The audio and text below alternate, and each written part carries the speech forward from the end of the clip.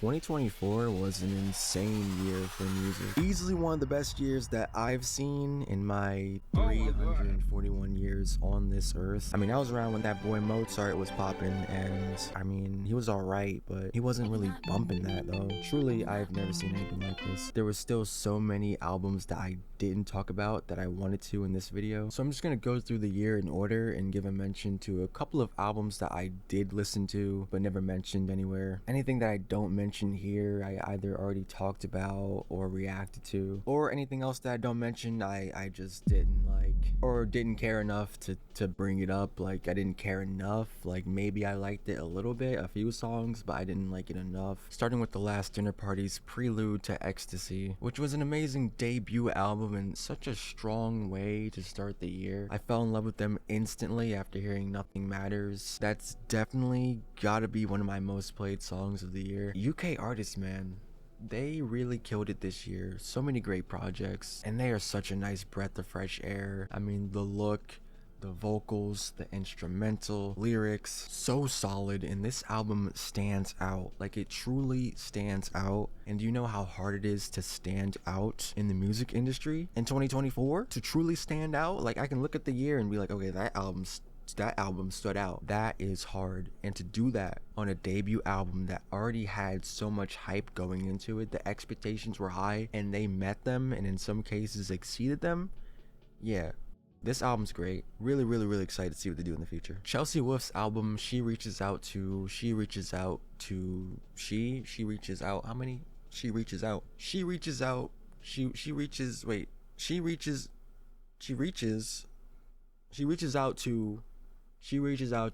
so beautifully dark and atmospheric, with those haunting and majestic vocals, gritty and heavily distorted drums and guitar, just gothic rock at its finest here. You truly just feel submerged in like this black sea of sound. Some of the visuals she had for these songs as well truly feel surreal, just the way they're shot, and just like the cinematography is amazing. I actually never talked about Ariana's new album, Eternal Sunshine, but I thought it was a really good album. Kind of crazy though that it got like no album of the year nominations. I know there was a lot of comp this year, but like, damn, I felt like it was like one of the best pop albums of the year. We Can't Be Friends, one of the best pop songs of the year, one of the most catchiest songs of the year. The music video was great as well, no nominations there, so I don't know. She got a couple for like pop vocal performance or like some shit, but I feel like it should have got a lot more nominations than like 3. Kind of crazy, but I digress, you know? At least you got 3. But yeah, I love how personal she gets on this album. The production is great. And the concept being based off my favorite movie of all time is really cool. Yeah, I got no complaints with this album. I thought it was just a really nice listen. Adrienne Lenker's Bright Future. Such a lyrically profound, thought-provoking, atmospheric folk album. But also like with a little bit of like a twang, you know, and the little twang of country. So much of the songwriting really sticks with you. Like, it's so fucking emotional, some of the things that she says on this album. I love Big Thief and I love Adrienne, and I'm so glad that she really got some well-deserved recognition this year. Cowboy Carter by Beyonce. I mean, like, it's you know, it's Beyonce. Yeah. Older by Lizzy Mcalphine, Alpine, how do you say it? Alpine, who's an artist that really caught my attention this year after hearing Ceilings, which is such a great song, and I really just fell in love with her from there. I mean, she gives me such a Phoebe Bridgers vibe. She just gives me that same effect, and her voice sounds so gorgeous on these tracks, and such relatable storytelling, which is really the highlight. Silence is Loud by Nia Archives. Nia was one of my favorite finds this year. Crowded Rooms kind of just showed up in my recommended, and I instantly fucked with it. If you love jungle, breakbeats, Pink Pantheress type shit, type vibes, then you'll absolutely love this album and Nia, who's actually collabed with Pink Pantheress in the past. And I just ate this shit up because it's peak jungle, just absolute fucking peak jungle, and an amazing debut. Little Rainbows After Death by Ayleen Valentine. I've been finding all of these little dope niche artists all year, and Ayleen is one of them. She's also self-produced, which is dope because I love the production on this album, and I always give little brownie points to anyone who's just completely self-produced because that shit is hard. She takes elements from hyperpop to grunge to shoegaze to synth pop, even some metal screams on the song 000 Memories. Sonically, it's just so satisfying how full and how layered the soundscape is and her vocals are, and the writing is just haunting and vulnerable and relatable in the most comforting way. Hana is another artist that I discovered just this year from her 2021 album, actually, Public Storage, but her latest album, Romanticism, is a great successor to that album, only now she's changed to more of an indie pop sound and like a folk type sound. Her voice has so much potential that just shines all throughout this album. Sure, there's a lot of other artists in this same lane, so it's not the most innovative sound, it's not the most groundbreaking sound, it's not the most boundary pushing sound of all time, but it's a sound that she's doing very well here, with her lyrics being extremely relatable, and it's comforting hearing some of the thoughts and feelings she's having as someone who's also in their early 20s, and so I really resonated with a lot of the stuff that she was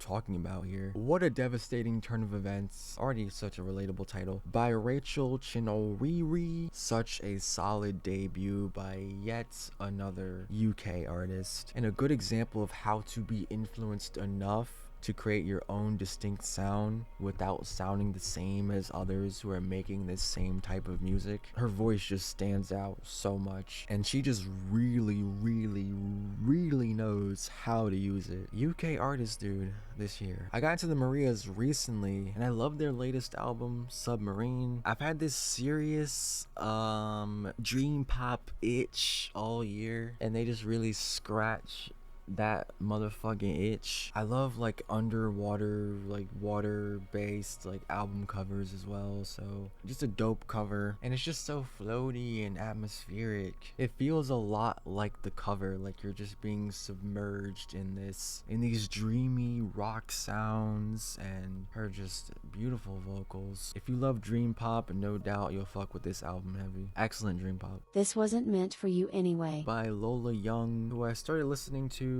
off of her song Out of My Mind Part 2, which my girlfriend sent me actually, and I just instantly fell in love with that song. I almost didn't even know that she made an album this year, not gonna lie, I completely missed this. There's some great highs on this album. Messy, Conceited, Fuck are all great tracks, and Intrusive Thoughts is one of the most relatable songs to me as someone who's kind of been dealing with intrusive thoughts for several years now. I really resonated with that song. She's been collabing with rappers as of late, and I've loved those songs as well. I think I'm really excited to see how her sound is going to evolve, because her voice has so much potential. I mean, she could easily make like pop type music, so we'll see.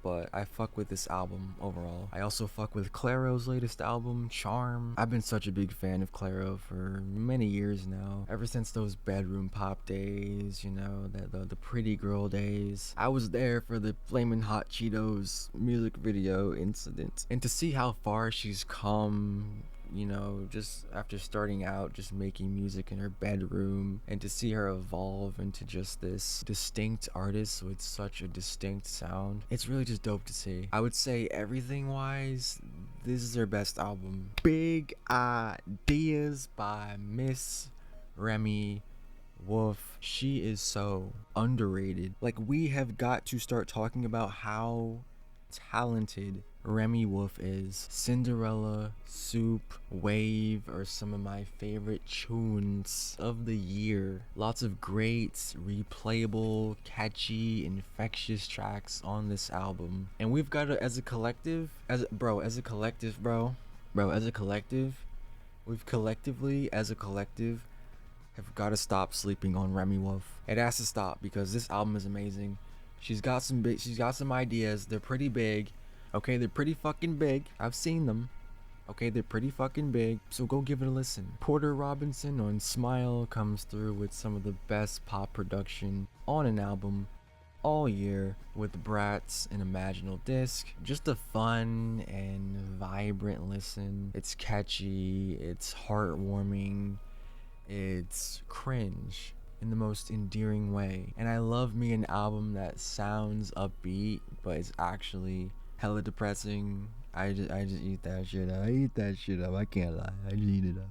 I just eat it up. The good old Beabadoobee, the Beabadoobee, the Beabascoobity. She's been very consistent with dropping music over the years, but I feel like the quality has remained the same. She does show a lot of growth on this album while still maintaining that same B sound that I fell in love with. I love California the most on this album, and just a very solid album overall. If you already love B, then you kind of know the sound that you're gonna get here. I Lay Down My Life for You by JPEGMAFIA is another fantastic addition to Peggy's already very versatile, creative, boundary pushing, genre bending discography. Like, he inspires me so much as a producer. I mean, being completely self-produced, self-mixed, self-mastered, and sounding so good for so long. Like I said, I already give brownie points for like people who are self-produced, and the fact that he's done it at a high level for years and years and years now is just insane. Like, doing it is one thing, but doing it very well and very consistently is wild, and does it again with another great album here. Songs about you specifically. Yes, you.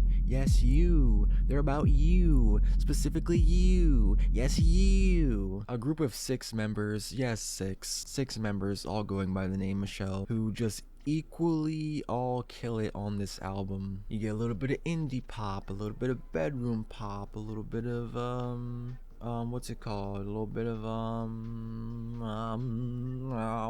all kinds of pops. Sprinkle some 90s R&B into the concoction. You got soothing pianos, you got groovy synths, and it's all so simplistic. Like, these instrumentals are so simplistic, but that's the beauty of it. Lots of catchy songs out of the 11 songs here. I think Missing on One and Mentos and Coke gotta be my 2 favorites. With the Lightning Strike by Genevieve Stokes, another low-key artist that I really got into this year, delivering with a very nice and beautiful sounding debut album. Her voice is just so stunning. Like, I love how her voice sounds. I just love her vocal style, and then I love the cinematic, grandiose production. Very captivating to listen to, as is this new Geordie Greep album. A year of just amazing debuts, and this one kind of just adds to it. A great debut by the former member of the former band Black Midi, because I really had no idea what to expect, being that I never listened to Black Midi, but the title tells no lies, and what I got was a very new sound and one of the most fun and uniquely produced albums of the year. Once you really get into it and you really get into that sound, everything just hits, and there's so many layers to peel back in the jarring songwriting. It's definitely worth diving deeper into the meaning and the story, because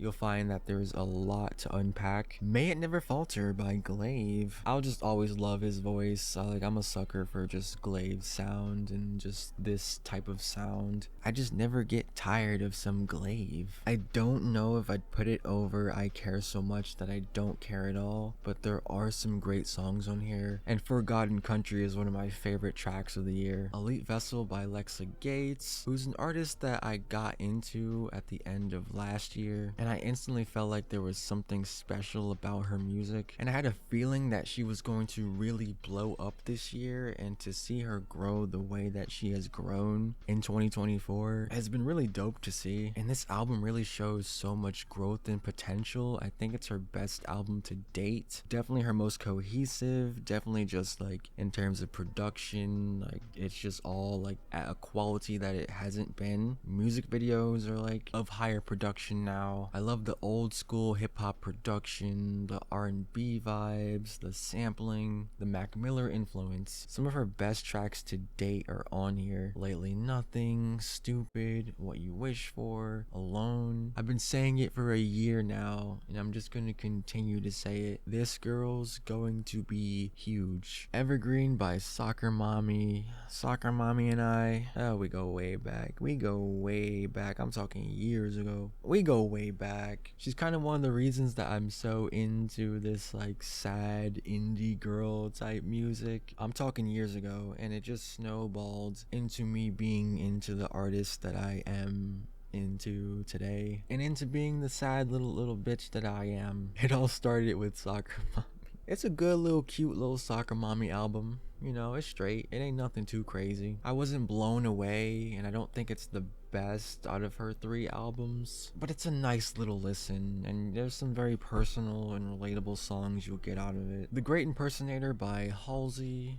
This one got some mixed feelings I saw on the interwebs. There was some varying opinions on this one, but I came out, liking the album and liking more songs than I thought I was going to. I like Only Girl Living in LA, I like Ego, I like Lonely as the Muse, and I love how personal and confessional and real this album is. I got a lot of newfound respect and admiration for Halsey. Chromacopia. Girl Prometheus by Flower. Face. What can I say? I ate this sound up. You know the type of sound I'm talking about.